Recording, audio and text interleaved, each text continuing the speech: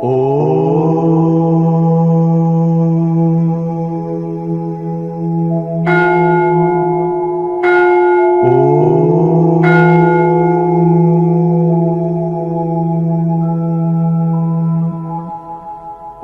విశేష స్థితి కలిగిన తరువాత మనఃప్రాణాలు రెంటింటి చంచలత్వము దూరమైపోతుంది.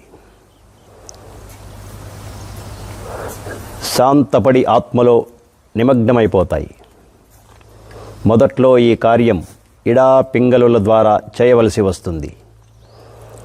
ఆ తరువాత ఈ కార్యం సుషుమ్నలో జరిగినప్పుడు నిర్మల సత్వగుణం ఉదయిస్తుంది. యోగులు ప్రాణాయామం ద్వారా వాయువును నియంత్రించి దాన్ని కూటస్థంలో స్థిరం చేస్తారు.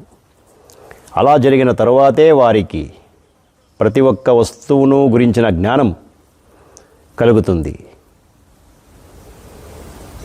ఏ త్వక్షరమనిర్దేశ్యమవ్యక్తం పర్యుపాసతే సర్వత్ర గమచింత్యంచ కూటస్థమచలం ధ్రువం సంనియమేంద్రియగ్రామం సర్వత్ర సమబుద్ధయః తే ప్రాప్నువంతి మామేవ సర్వభూతహితే రతాః అని పై చెప్పిన విషయానికి భగవద్గీత ఇలా ప్రమాణాన్ని చూపిస్తున్నది. అంటే సమబుద్ధి, సమానభావం గల వ్యక్తులందరూ ఇంద్రియాలను సరియైన విధంగా అదుపులో ఉంచుకుని వర్ణించి చెప్పడానికి వీలు కానివాడు, రూపాదులు లేనివాడు, సర్వవ్యాపకుడు, ఆలోచనకు అందనివాడు, స్థిరుడు, నిత్యుడు, అవినాశి అయిన కూటస్థుణ్ణి ఉపాసిస్తారు. అంటే ఆజ్ఞాచక్రానికి పైనుండే ఆత్మలో పరమాత్మరూపుడైన అవినాశ కూటస్థుణ్ణి ఉపాసిస్తూ ఉంటారు. వారు అన్ని భూతాలకు అంటే పదార్థాలకు, ప్రాణులకు హితం కోరేవారుగా లేదా కళ్యాణకారులుగా నన్ను పొందుతుంటారు. యోగి 3 గ్రంథుల్ని తప్పకుండా భేదించవలసి ఉంటుంది. జిహ్వా గ్రంథి, హృదయ గ్రంథి, మూలాధార గ్రంథి అంటే వరుసగా బ్రహ్మగ్రంథి, విష్ణుగ్రంథి, రుద్రగ్రంథి. ఈ 3 గ్రంథుల్ని భేదించడానికి సమర్థత సంపాదించిన వాడే త్రిభంగ మురారి. ఇదొక అవస్థ. యోగికి కలిగే ఈ స్థితిని గురించి అలంకారికంగా శ్రీకృష్ణ భగవానుడు త్రిభంగి మురారి మూర్తిని సాధనంగా చేసుకోవడం జరిగింది. భాగవతంలోనూ ముండకోపనిషత్తులోనూ దీన్ని గురించి చర్చ ఈ ప్రకారంగా జరిగింది. భిద్యతే హృదయ గ్రంథిశ్చిద్యంతే సర్వసంశయాః క్షీయంతే చాస్యకర్మాని తస్మిన్ దృష్టే పరావరే. ముండకోపనిషత్, భాగవతం ఇలా ప్రమాణాన్ని చూపిస్తూ, అంటే ఓంకార క్రియ ద్వారా హృదయ గ్రంథి విడబడ్డ తర్వాత యోగికున్న సంశయాలన్నీ విచ్ఛేదమైపోతాయి. అప్పుడు ప్రకృతి అంటే యథార్థ జ్ఞానం ప్రాప్తమవుతుంది. దాని తరువాత ఒకే ఒక ఆత్మదర్శనంతో తన్మయతాబోధ కలిగిన మీదట అన్ని రకాల కర్మలు క్షయమైపోతాయి. అంటే అప్పుడిక కర్మ ఏమీ ఉండదన్నమాట. అటు మీదట యోగి కర్మకు అతీతమైన అవస్థను అంటే క్రియకు పరావస్థను పొందిన తరువాత ఒకే ఒకడైన ఆత్మనారాయణుణ్ణి చూస్తాడు. ఇందువల్ల అంతా ఒక్కటైనప్పుడు అంటే సమానమైనప్పుడు అది అజమవుతుంది. అంటే అప్పుడిక బంధము ఉండదు, మోక్షము ఉండదు. ఎందుకంటే మోక్షం గురించి చెప్పేవాడెవడూ లేడు కనుక. దీన్నే అభయపదమని అంటారు. అక్కడ ద్వైతం అనేది ఉండదు, రెండుగా ఏవీ ఉండవు. కాబట్టి భయం లేదు. ఆ స్థితి కలిగిన తరువాత పునరావృత్తి అడ్డిపోతుంది. అంటే ఉత్పన్నం అంటే కేంద్రస్థలం. దుర్గా పూజలో జరిగే అసురవధలో ఆ హృదయ గ్రంథి భేదన క్రియనే అలంకారికంగా ప్రదర్శించడమైంది. యోగిరాజులు ఇంకా ఏం చెప్పేవారంటే, పశువృత్తిని అదుపులో ఉంచుకోనంత వరకు ప్రాణ మనోబుద్ధుల్లో ఉన్న అలౌకిక శక్తి తెలియదు. ఈ అలౌకిక శక్తిని వికసింపచేసే ఉపాయాలు అనేక శాస్త్రాల్లోనూ ఋషుల ద్వారాను తెలుస్తుంటుంది. విభిన్న దేవతా విగ్రహాల్లోనూ చిత్రాల్లోనూ అభివ్యక్తం చేయడం జరిగింది. ప్రాణ మనోబుద్ధుల్ని దైవీ ధర్మానికి అనుకూలంగా నడిపించడం వల్లనే ధర్మం, భక్తి, జ్ఞానం కలుగుతాయి. యోగ, భక్తి, జ్ఞాన అనుశీలనల వల్ల మనోబుద్ధుల పొరల్లో ఉత్తరోత్తర వికాసం ఎంత మట్టుకు కలుగుతుందో వారు అంత మట్టుకు ఈశ్వరాభిముఖులవుతారు. ప్రాణశక్తిని దైవీ సంపదకు అనుకూలంగా నడిపించకపోవడం వల్ల, అంటే క్రియాన్వితం చేయకపోవడం వల్లే ప్రాణమే ఈశ్వర సాయుధ్య సాధనా మార్గంలో ఎన్నో అడ్డంకులు కలిగిస్తుంది. బంధురాత్మా నస్తస్య ఏనాత్మైవాత్మనాజితః అనాత్మానస్తు శత్రుత్వే వర్తేతాత్మైవ శత్రువత్. అంటే ఆత్మకర్మ ద్వారా తన మనస్సును వశంలో ఉంచుకున్న వాడికి, అంటే దాన్ని ఆజ్ఞాచక్రంలో నిలిపి ఉంచిన వాడికి ఆత్మ స్వయాన బంధువు. ఈ ప్రకారంగా చంచల ప్రాణాన్ని ఊర్ధ్వమైన ఆజ్ఞాచక్రంలో స్థిరంగా నిలపడమే నిజానికి ఊర్ధ్వరేతస్సు. శుక్రాన్ని అంటే వీర్యాన్ని రేతస్సు అన్నారు. శుక్రధాతుర్భవేత్ ప్రాణ అని జ్ఞాన సంకలిని తంత్రంలో చెప్పారు. అంటే శుక్రమే ప్రాణం. ఆ ప్రాణానికి ఉండే చంచలగతిని ప్రాణకర్మ ద్వారా, అంటే ప్రాణాయామం ద్వారా ఆజ్ఞాచక్రంలో స్థిరపరచగలవాడే ఊర్ధ్వరేతస్కుడు. శరీరంలో ఉన్న శుక్రం అంటే వీర్యం స్ఖలనమైపోతుందన్న కారణంగా స్త్రీ సంభోగం విడిచిపెట్టడం వల్ల, అంటే ఇంద్రియాల్ని నిగ్రహించుకోవడం వల్ల వ్యక్తి ఊర్ధ్వరేతస్కుడు అయిపోడు. ఎందుకంటే అతని చంచల మనస్సు వశంలో ఉండదు. ప్రాణాన్ని ఈ విధంగా ఊర్ధ్వస్థానంలో, అంటే ఆజ్ఞాచక్రంలో నిలిపి ఉంచని అజితేంద్రియులకు చంచలమైన ఆత్మే, అంటే నిలకడలేని మనస్సే అన్ని రకాల దుష్కర్మల రూపంలోనూ శత్రుభావాన్ని సృష్టిస్తుంది. స్పందనం ప్రాణశక్తి చేసే కార్యం. స్పందనం వల్లనే ఇంద్రియాలు, మనస్సు అన్ని విషయభోగాల వైపు పరుగులు తీస్తూ ఉంటాయి. ప్రాణగతిలో అవిరామత నిరంతరంగా ఉన్నట్టుగానే ఇంద్రియాల గతి కూడా విషయాలను గ్రహించడంలో నిర్విరామంగా ఉంటుంది. ఇందువల్లే ప్రాణం స్పందితం, అంటే చంచలం కాకుండా ఉండేందుకు యోగులు మొట్టమొదట ప్రయత్నించాలి. ప్రాణ స్పందితం కాకుండా ఉండడానికి ఉపకరించే దివ్య భావనతో పాటు పొందడానికి వీలయ్యే విద్యకు లేదా కౌశలానికి ఋషులు యోగ సాధన అని పేరు పెట్టారు. తస్మాద్ యోగాయ యుజ్యస్య యోగ కర్మసు కౌశలం అని భగవద్గీత దీనికి ప్రమాణాన్ని చూపిస్తుంది. ఇందువల్ల నువ్వు అత్యంత సుకౌశలంతో కూడిన కర్మయోగ యుక్తుడవు. ప్రాణక్రియా కౌశలమే యోగం. అందుచేత సమత్వం యోగ ఉచ్యతే, సమత్వాన్నే యోగం అంటారు. దీని ప్రధాన అంగం ప్రాణాయామం, అంటే ప్రాణకర్మ, అంటే ఆత్మకర్మ, అంటే నిష్కామ కర్మ. దీన్నే శాస్త్రం అంటారు. అసంగ శస్త్రైన దృఢేన చిత్వా, అన్ని రకాల ఇంద్రియ సంగం, అంటే ఆసక్తి లేకుండా ఉండేది ప్రాణకర్మ ఒకటే. దాన్ని అనుశీలించడమే శాస్త్రానుశీలనం. దృఢత్వంతో దీన్ని అనుశీలన చేస్తూ అన్ని రకాల ఇంద్రియ సంఘాలను, అంటే ఆసక్తి భావాన్ని తొలగించు.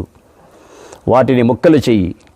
కర్మక్షేత్రమైన మనుష్య శరీరం పొందిన వాడివి ప్రాణకర్మను ఎన్నడూ అవహేళన, ఉపేక్ష చెయ్యకు. కర్మణ్యేవాధికారస్తే మా ఫలేషు కదాచన. ఈ నిష్కామ కర్మ మీదే నీకు అధికారం ఉంది, ఉండాలి కూడా, కర్మఫలం మీద మాత్రం కాదు. అందువల్ల కృష్ణ భగవానుడు ఇలా సెలవిచ్చారు, తస్మాదుత్తిష్ట కౌంతేయ యుద్ధాయ కృతనిశ్చయ. ఓ కౌంతేయుడా, దృఢత్వంతో అంటే నిశ్చయంతో యుద్ధానికి సిద్ధుడు కౌము. యుద్ధం చెయ్యి అంటే సాధనాయుద్ధమని చెయ్యమని అర్థం. ఎందుకంటే స్వల్పమప్యస్య ధర్మస్య త్రాయతో మహతో భయాత్. ఈ నిష్కామ కర్మయోగం కొద్దిగా చేసినప్పటికీ కూడా పెద్ద భయం నుంచి అంటే సంకటం నుంచి రక్ష కలుగుతుంది. జీవుడికి మృత్యువే పెద్ద సంకటం, ఇది దాని నుంచి రక్షిస్తుంది. ఈ విషయంలో యోగిరాజులు తమ యొక్క డైరీలో తమ యొక్క స్వహస్తంతో ఇలా రాసుకున్నారు. ప్రాణాయామంలో రేచక, పూరక, కుంభకాలని 3 పనులుంటాయి. యోగిరాజులు ఏం చెబుతారంటే, రేచకాన్ని, పూరకాన్ని ఇంకా పొడిగించు. అలా జరిగిన తర్వాతే ప్రాణం స్థిరమైన మీదట సమాధి కలుగుతుంది, సిద్ధి కలుగుతుంది. స్వతంత్ర కుంభకం అవసరం లేదు. రేచక పూరకాలకు భిన్నంగా ఉండే ప్రాణాయామం అంటే ఊపిరి తీసుకోవడం, విడవడము కాకుండా వేరేగా ఉండే ప్రాణాయామం నీళ్లు లేని నుయ్యి మాదిరిగా నిష్ఫలమైనది. ప్రాణవాయువును బలపూర్వకంగా లోపలికి లాక్కోవడము, విడవడము అనే కర్మ వల్లనే మనస్సు నిశ్చలమవుతుంది. దాన్ని ఇంకా పెంచండి. అలా చేయడం వల్ల రోగం ఉండదు. జన్మ జన్మాంతరాల పాప సమూహాలకు అగ్ని సంస్కారమైన తరువాత మనస్సు నిర్మలమవుతుంది. జ్ఞానం ప్రాప్తించి అజ్ఞానం దూరమవుతుంది. తమకు ప్రత్యక్షానుభవమైన ఈ అవస్థ విషయంలో వారు ఇలా రాశారు. శ్వాస ప్రశ్వాసలు ఆగిపోయాయి. చాలా ఆనందం కలిగింది. ఈ ఆనందాన్ని గురించి ఏదీ చెప్పడం సాధ్యం కాదు. ఎందువల్లనంటే దాన్ని తెలియచెప్పగల ఉపాయమేదీ లేదు. అది ఎవరి మట్టుకు వారికి అనుభవపూర్వకంగా తెలియవలసిందే. యోగిరాజుల భక్తుల్లో బెంగాల్లోని శ్రీరాంపూర్ వాస్తవులైన సురేంద్రనాథ్ వంద్యోపాధ్యాయ అనే ఆయన రావల్పిండిలో ఉద్యోగం చేస్తుండేవారు. దారిలో కాశీలో దిగారు. గురుదేవుల దర్శనం చేసుకుని వెళ్దామని ఆయన మనసులో ఉన్న ప్రగాఢమైన కోరిక, దూర ప్రయాణం వల్ల కలిగిన బడలిక మొహం మీద స్పష్టంగా కనిపిస్తుంది. యోగిరాజులకు ఎదురుగా వెళ్ళి భక్తి శ్రద్ధలతో ప్రణామం చేశారు.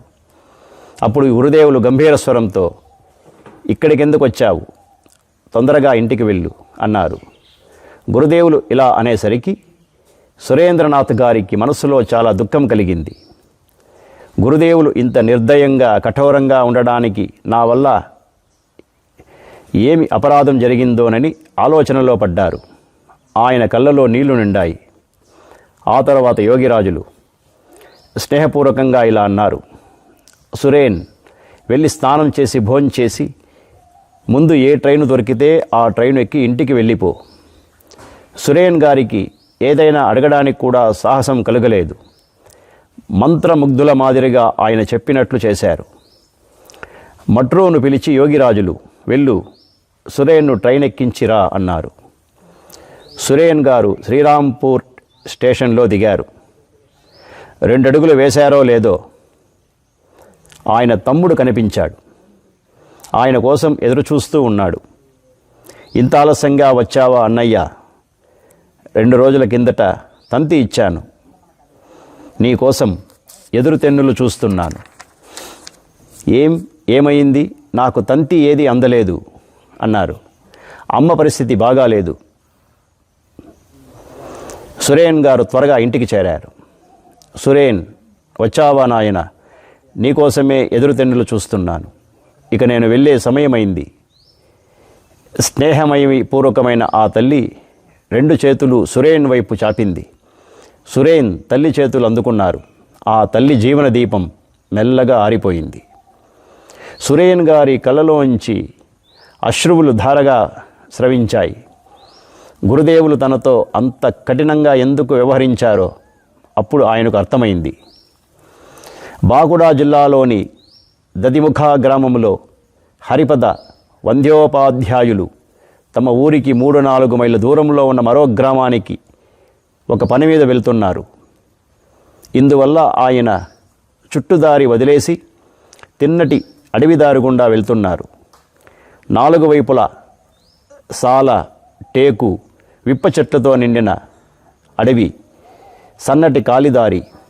ఎక్కడా మరో దారి కానీ మరో మనిషి కానీ కనబడ్డం అసంభవం. అన్ని రకాల అడవి పూల సువాసనలతో, పక్షుల మధుర స్వరాలతో నిండి ఉన్నది వాతావరణం.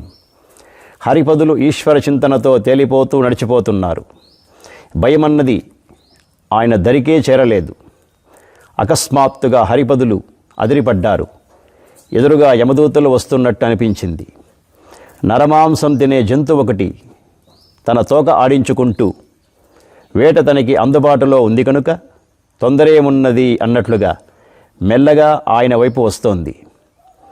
ఇక చావు తప్పదని, తననిక్కడ రక్షించేవారెవరూ లేరని హరిపదులకు నిశ్చయమైపోయింది. దయాళువులైన గురుదేవులొక్కరు మాత్రమే తనను రక్షించగలిగితే ఈ సంకటంలో నుంచి బయటపడవచ్చునని అనిపించింది. గురుదేవ రక్షించండి, గురుదేవ రక్షించండి అని లోపల ఎవరో అంటున్నట్లున్నది. హరిపదులు ఆయన చెంపదలిచిన జంతువు ఒకరినొకరు ఎదురు వచ్చే సమయానికి వెనక నుంచి ఎవరో తప్పుకో తప్పుకో అంటూ అదలించడం వినిపించింది. దాంతో ఆ నరభక్షకి తోక ఆడిస్తూ అడవి లోపలికి వెళ్ళిపోయింది. హరిపదుల కళ్ళలోంచి ప్రేమాశ్రువులు రాలిపడ్డాయి. కొన్నాళ్ళ తర్వాత హరిపద బాబుగారు కాశీకి వెళ్ళారు. యోగిరాజులకు సాష్టాంగ ప్రణామం చేస్తూ ఈ యాత్రలో జీవన రక్ష చేశారు అన్నారు. అంటే ఈసారి నన్ను కాపాడారని అర్థం. బహుశా మీరు అతిగా భయపడ్డారేమో అని చిరునవ్వు నవ్వుతూ ఉండిపోయారు యోగిరాజులు. అక్కడున్న భక్తులు ఒకరి మొహాలు ఒకరు చూసుకున్నారు. ఎవరికీ ఏమీ అర్థం కాలేదు. ఆ తరువాత హరిపద బాబు గారి నోటి మీదుగా విని ఆ సంఘటనను గురించి తెలుసుకున్నారు. ఈ విధంగా యోగిరాజులు అన్ని ప్రాణుల క్షేమాన్ని కోరుతూ ఆర్తులను, ఆశ్రితులను రక్షిస్తూ ఉండేవారు. వారు ఎన్ని విధాలుగా సర్వజీవ కళ్యాణాన్ని సంరక్షిస్తారన్న దానికి అవధే లేకుండా ఉన్నది. తక్కిన రోజుల మాదిరిగానే ఆ రోజున కూడా యోగిరాజులు ఉపదేశం చేస్తున్నారు. అనేక మంది శిష్యులు వింటున్నారు. మీరందరూ కూడా సర్వజీవుల కళ్యాణ కార్యంలో ఏ విధంగా మగ్నులు కాగలరు? ఇదిగో ఈ శరీరంలోనే అన్నీ ఉన్నాయి.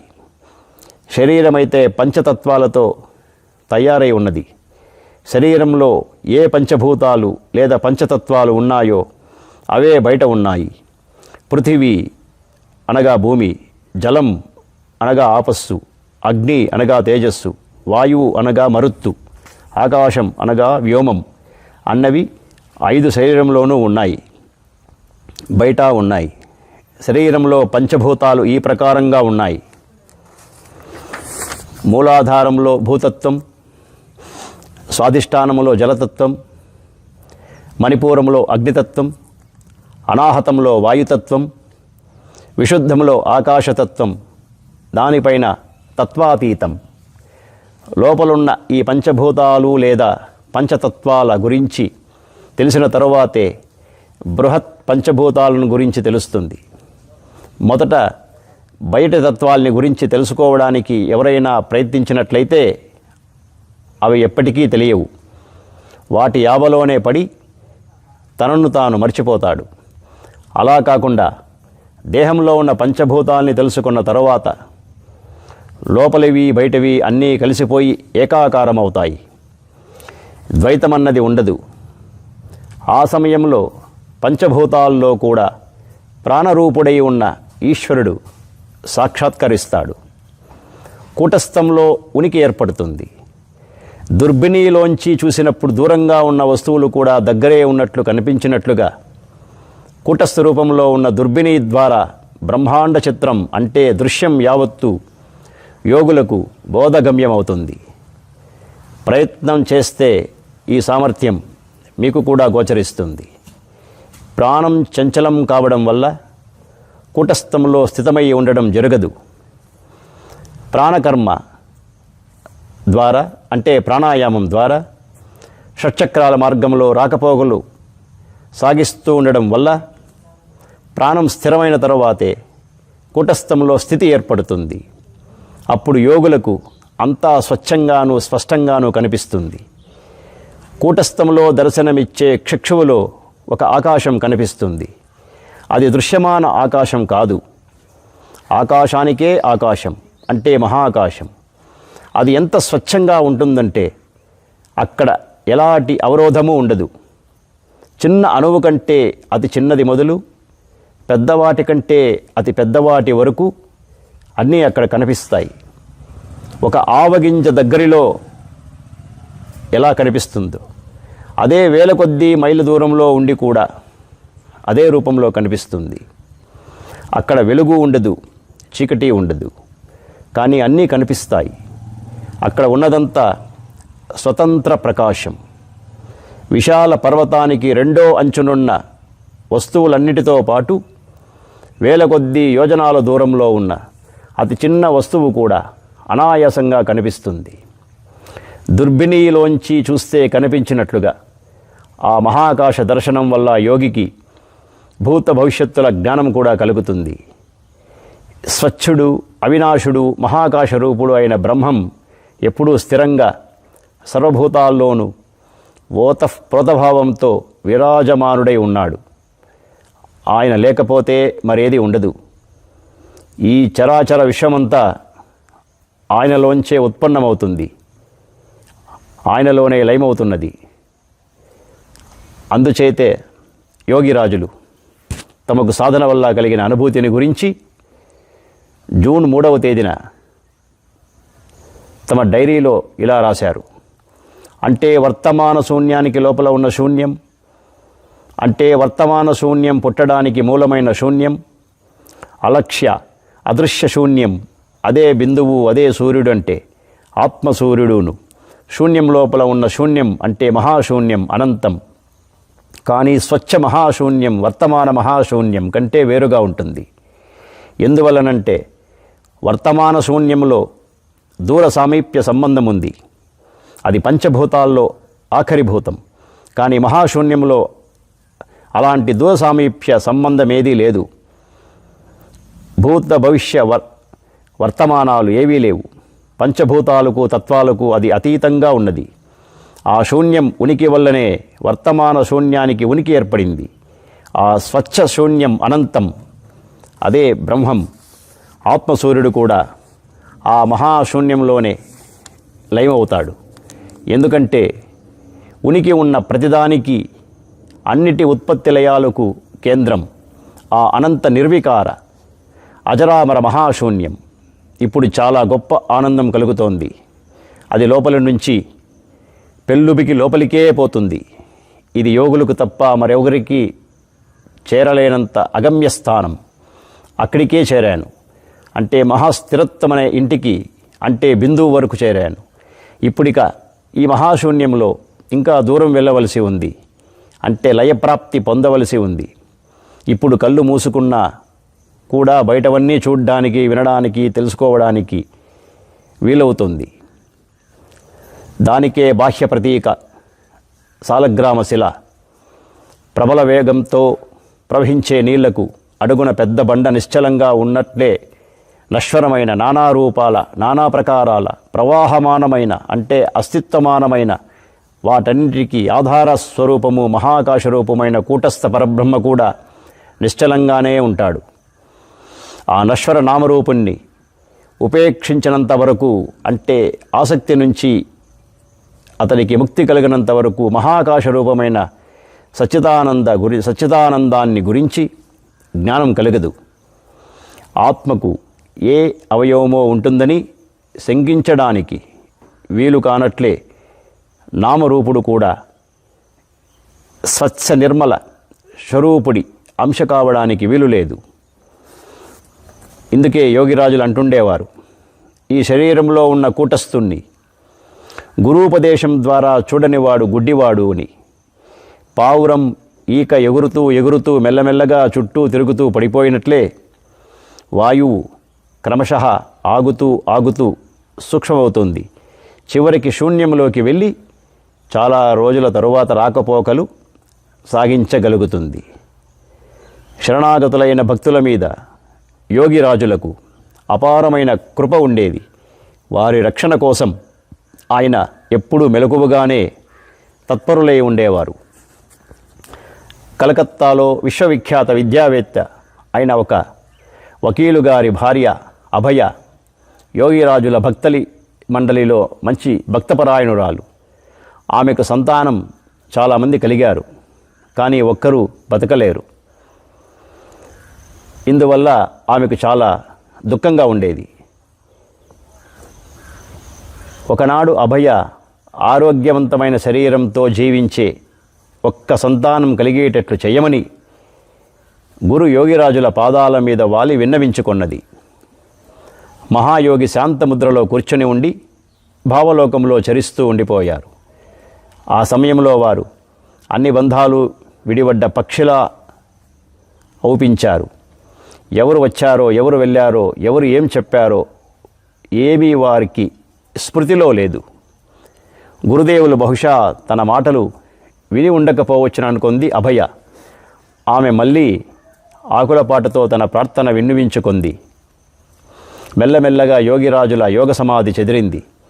అప్పుడు మళ్ళీ అభయ తనకు ఒక్క బిడ్డ బతికేటట్టు చేయమని ప్రార్థించింది. యోగిరాజులు శాంతస్వరంతో ఇలా అన్నారు, ఇదిగో అభయ, నువ్వు ఒక ఆడపిల్లను కంటావు. ఆ పిల్ల బతుకుతుంది, కానీ ఒక్క సంగతి ఉంది, నువ్వు దాన్ని జాగ్రత్తగా పాటించాలి. అందులో పొరపాటు జరగకూడదు సుమా. అభయ మనస్సులో ఆశారేఖ పొడగట్టింది. బ్రహ్మజ్ఞాన సంపన్నులైన గురువుల కృప ఉంటే అసంభవం సంభవం అవుతుందని అనుకుంటూ గద్గద కంఠంతో ఇలా అన్నది, గురుదేవ, మీరు ఏం చెప్తే అది చేస్తానండి అన్నది. భక్తవత్సలులైన యోగిరాజ శ్యామాచరణ మహాగురుదేవులు ఇలా అన్నారు, రాత్రి మొదటి జాములో ఆడపిల్ల పుడుతుంది. పిల్ల పుట్టక ముందు నుంచి పొద్దుపొడిచేదాకా పురిటి గదిలో దీపం వెలుగుతూ ఉండేలా చూడు. దీపం ఆరిపోకుండా చాలా జాగ్రత్తగా చూసుకో.